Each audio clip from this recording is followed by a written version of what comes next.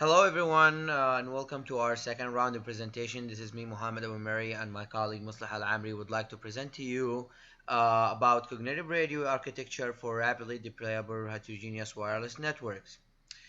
We will have a brief introduction followed by the architecture of CR, and we will have a case study for our DWN, which is rapidly deployable wireless networks.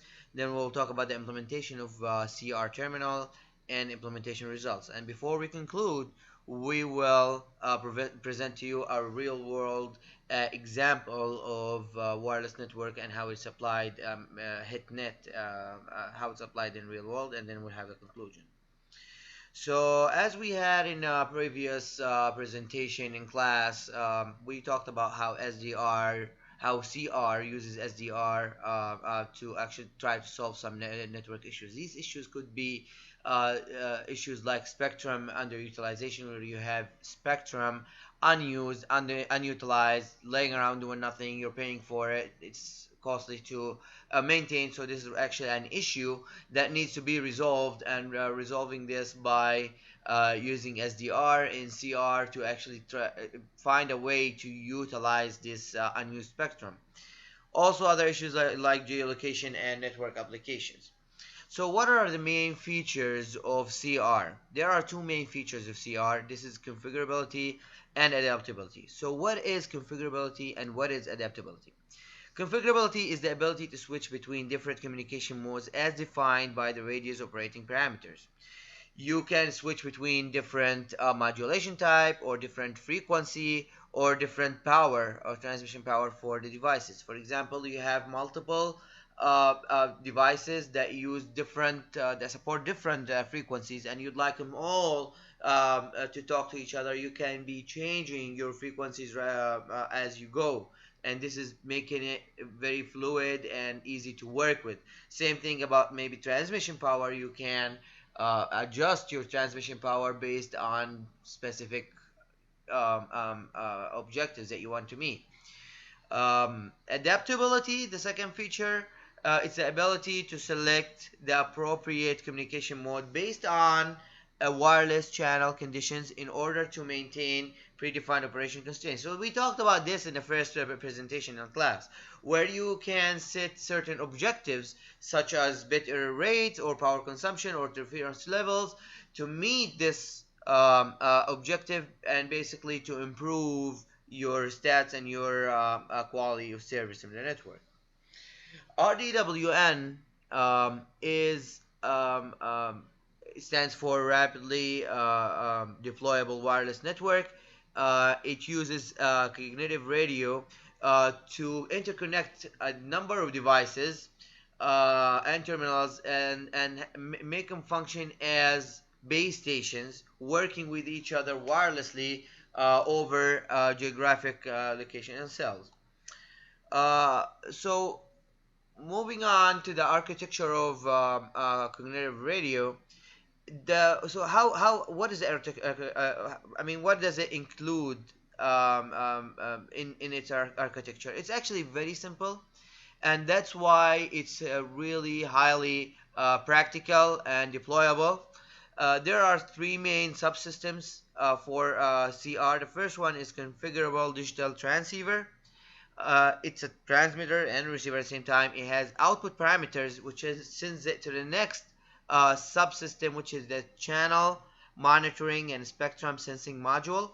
This module sends the output parameters, and based on these output parameters, it decides the next action that the transmitter needs to take, but does not send it to the transmitter directly. It actually sends it to the third subsystem, which is the communication management and control, which in turn it has a feedback to the transceiver through input parameters, and it will tell it, hey, adjust your power to this level, adjust your different parameters to these levels, so you can improve your output parameters. So it was a very easy architecture. You have also a front end, and you have a channel for your input and output devices. We have here a case study which is for rapidly deployable wireless network. This case study was done in a lab, and it will show you um, basically will show you how easy and it will make it to work with different devices that support different things and make them work all together in coordination. So what we have here on the screen, as you can see, there is cell 1 and cell 2. Cell 1 consists of cognitive radio 1 and user A. User A, as you can see, uses FM modulation scheme. It's to wirelessly communicate with your cognitive radio 1. Cell 2, on the other hand, it has cognitive radio 2, and it has user B, C, and D, and each one of these uses a different modulation scheme. User D uses BSK, whether it's BPSK or QBSK, and user C uses AM, and user B uses FM. So how will all these devices work with each other if everyone is talking a different language? They're talking a different modulation schemes. So the idea is simple, and the idea is really practical. CR identify channel number for every single one of these users. This channel is actually identified on the receive side of that device. So let's assume that, like for example, user A will give it channel 1, user B will give it channel 2, user 3 will give it channel 3, user D will give it channel 4. So, and this channel is used on the receive side, as we said. So if user A wants to communicate with user C, for example, one is using FM modulation, the other one is using AM modulation. It's not possible wirelessly without intervention of this RDWN. So what it does basically, A will send channel 3, because channel 3 is whatever received on the on device or user C receive. So what it does actually sends it to cognitive radio 1. Cognitive radio 1 communicates over a differential binary phase shifting key channel to cognitive radio 2. Cognitive radio 2 receives channel 3. In broadcast channel 3, the only device that it has that it supports or like should read channel 3 is basically user C. And this is in brief how you were able to talk from user A, which is FM, to user C, which is AM, through the RDWN. So next we have the implementation of cognitive radio terminal. I would like to hand it over to my colleague Muslih Alamri, who will be talking to you about this. The cognitive radio terminal implementation contains three things as shown: transfer configuration, mode switching control, spectrum sensing. As you can see, this is a block diagram that used in our case of study, which is a block diagram of CR system using SDR platforms, which is made of three modules as shown: digital signal module, data conversion module, RF module. Actually, we will need to use FPGA and DSP unit in order to implement transfer configuration. As it learned in the class, FPGA can let the user devices to swap between different modulation and demodulation scheme. Basically, FPGA tasks are sampling conversion and digital up and down conversion operation, and DSP tasks are framing, modulation, demodulation, and partial sampling conversion operation. It also needs to swap between different channels radio as in our case of study. And now let's move to mode switching control, which is very important to protect the transmitted data from loss or corruption while you switching between modes. To achieve that, actually we need to use buffer. And in our proposed architecture, we have to use spectrum sensing technique in order to detect the spectrum status, whether it's occupied or not. The spectrum technique that we use in our case of study is based on energy detection through averaging fast Fourier transform over different cycles. Basically, spectrum sensing module is built entirely in FPGA unit, and switching control will be implemented in DSP unit. And now this is the result of our case of study. As you can see in figure 7, when the signal to noise ratio increases, the bit error rate decreases, which means having better quality of service. In our case of study, actually we have two cognitive radio 1 and cognitive radio 2. Basically, we want to see the CR switching behavior while transmitting message if we have signal to noise ratio generated between 0 to 5. As you can note in error counter, we when the bit error rate is exceeded 0.2, the system will react and change its mode. However, there is a delay which is called interference detection delay, which is a time between applying interference at a pulse location of the interference trigger signal and the time of performing the switching operation.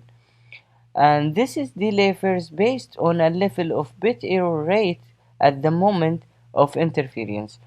The lower the bit error rate level, the longer it takes to approach the switching bit error rate threshold of 0.2, and the longer the interference detection delay. Moreover, you can also notice that after we switch the mode, the signal to noise ratio starts over from the zero. So, to sum up the result, we can say that our proposed architecture could be used in H network to improve bit error performance. And now we would like to present to you a real world example of a H network. In dense urban areas where the data demand is high and the traffic on the network is high as well, it's a real challenge to provide a good quality of service to user. However, there are a number of platforms existing which Hit Network can make them cooperate with each other to improve quality of service and data speed. As you can see here, we have macro base station, micro base station, Wi-Fi, and indoor base station. And by using the feature of CR that implemented in H network, we can make this base station serves the end users or cooperate with each other to improve quality of service. And now my partner Muhammad will explain how this thing will happen. Thank you, Muslih. So, as you saw, there's a way that you can improve your wireless network using heterogeneous network. Um, how is this done? It's done through three main steps. The first step is basically improving your existing macro cells. As everyone knows, in wireless networks commercially deployed right now, it is using a cell for every single base station. So every single base station is covering a geographic area. It's referred to as a cell. So as you can see here in number one, there's like maybe three cells here. So the idea is actually to improve the current network by optimizing it, by adding to it, by making it better. How do we do this? First thing is basically adding more spectrum to it, adding more carriers, more frequency. This will offload your current carriers, will improve your interference, will add more capacity to your base station. Also, we can change the antenna to more advanced antenna that will either have lower power or higher power depending on what we want to accomplish. So we can improve our transmission. Also, we can increase the order of diversity both on receiver and transmitter, or either or. So let's assume that you have a SISO LTE, then you probably want to go to a MIMO LTE, a 2 by 2 MIMO LTE. If you have a 2 by 2 MIMO LTE, you probably want to consider going to 4 by 4 MIMO LTE. In this case, you have more diversity. You increase your data speeds, increasing capacity, increasing rates without doing any or that requiring any new sites. So that was number one, improving existing network. Number two is densifying the network. Why is this needed? Because you can improve so much on your network, but then there are going to be these areas that fall between the cells that will have a pilot pollution. It will have pilot from every single base station, and they're trying to be dominant, so they're fighting over each other, and your phone is ping ponging between these different pilots. So to solve this issue, you need to provide a dominant pilot. What you need to do is basically uh, do having a split sector, or adding a small base station covering a small geographical location to actually provide dominance to that specific area. By doing so, you improve your overall stats of the network, and you remove any pilot pollution that could create interference that will degrade your quality of service. Third is adding small cells. Why do we need small cells? You have all this, you improved your network, you densified it, but what about these indoor locations? What about these malls? What about these big commercial buildings where they have concrete walls? What about the stadiums that have thousands of people at the same time? So you have a really traffic problem. You have capacity issue. You can be faced with congestion and different type of things. So that's where small cell comes into play. They are actually small zones to cover, like what it could be also Wi-Fi zones. You can add the DAS in a building, or outdoor DAS or pico cells to cover within like a spots within the macro coverage. So moving on to the next slide.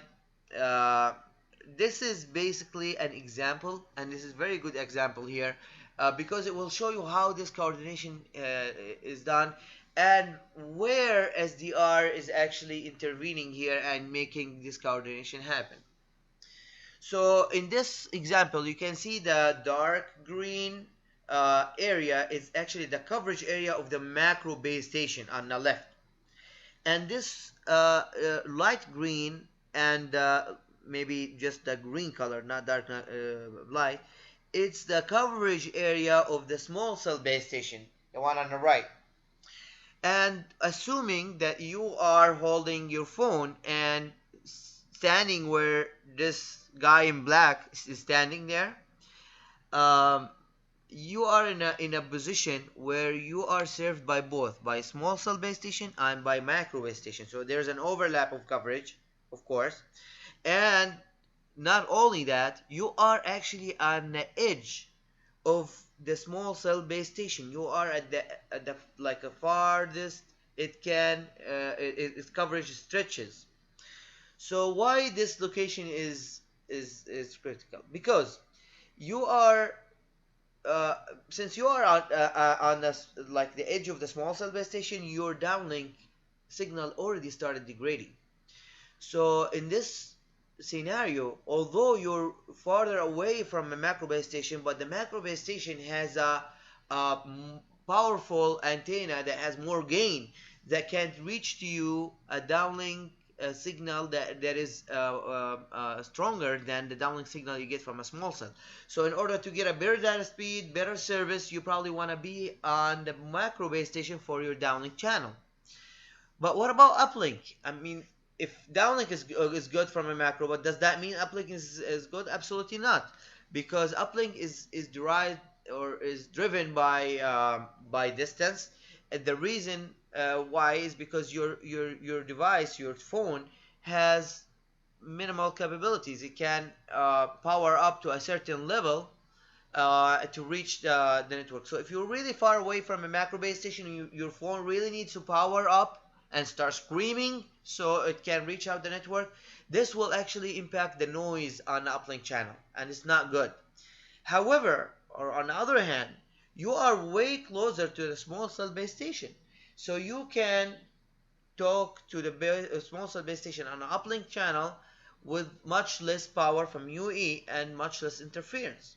So this coordination between these two systems, the macro network and the small cell, it's what's needed to give you the optimum quality of service on the downlink and on the uplink.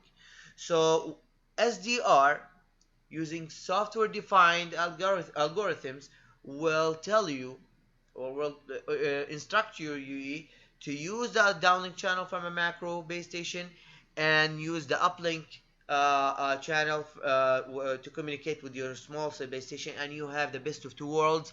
You will increase your data speeds. You have higher uplink speeds, higher downlink speeds, better quality of service overall.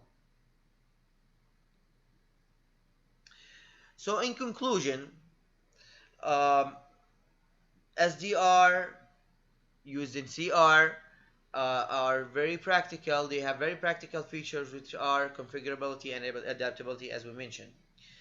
RDWAN uses CR to improve quality of service, adapt to certain objectives, and work across different network configurations. And HetNet, the heterogeneous network and wireless networks, we saw how it can actually give you an advanced traffic management, a higher performance backhaul, and will provide high quality, consistent, and seamless mobile broadband experience. Thank you so much for watching. And this is me, Muhammad Abu Mary, and Muslih Al Amri would like to thank you, and we'll wait your questions.